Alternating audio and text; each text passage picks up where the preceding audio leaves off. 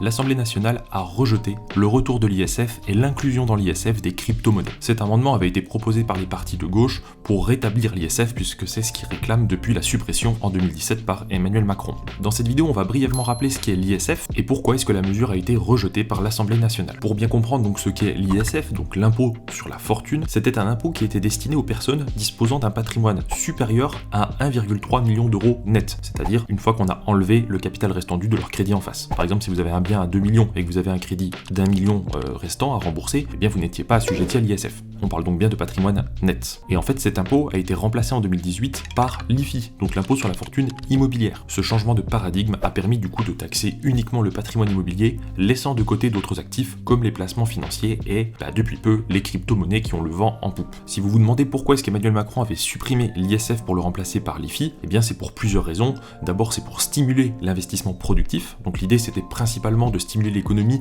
en encourageant les gens à investir dans des projets productifs plutôt que de bloquer leurs capitaux dans des actifs non taxés comme certains placements financiers, puisqu'à l'époque l'ISF avait une base fiscale qui incluait les actions, obligations et tout type quasiment d'investissement. Donc ça pouvait dissuader l'investissement en France. Ensuite, c'était d'augmenter l'attractivité économique puisque les investisseurs étrangers, bloqués un petit peu par cet ISF qu'ils trouvaient étonnant, puisque il y a beaucoup de pays où il n'y a pas l'ISF, et bien du coup ils pouvaient éviter d'investir des gros capitaux en France. Donc c'était un frein. Ensuite, il y avait aussi ce qu'on appelle la fuite des capitaux, c'est-à-dire que les gens qui avaient investi en France, mais finalement se rendaient compte que la taxe était forte, alors que leurs actifs parfois perdaient de la valeur ou ne reproduisaient pas de revenus. Mais comme c'est taxé non pas sur des recettes produites, mais juste sur la détention d'un capital, et bien si vous prenez un impôt alors qu'en plus vous avez eu une perte financière dans l'année, les gens se disaient on va tout simplement aller investir dans d'autres pays ou s'exiler. Donc il y avait une fuite des capitaux et une fuite de la richesse. Et donc ce sont ces raisons qui avaient conduit le gouvernement Macron à supprimer cet ISF pour le remplacer par l'IFI. Tout simplement parce qu'on peut déplacer des capitaux mobiliers, mais on ne peut pas déplacer des capitaux immobiliers, qui sont évidemment scotchés au sol. Comme d'habitude, vous commencez à avoir l'habitude pour ce PLF.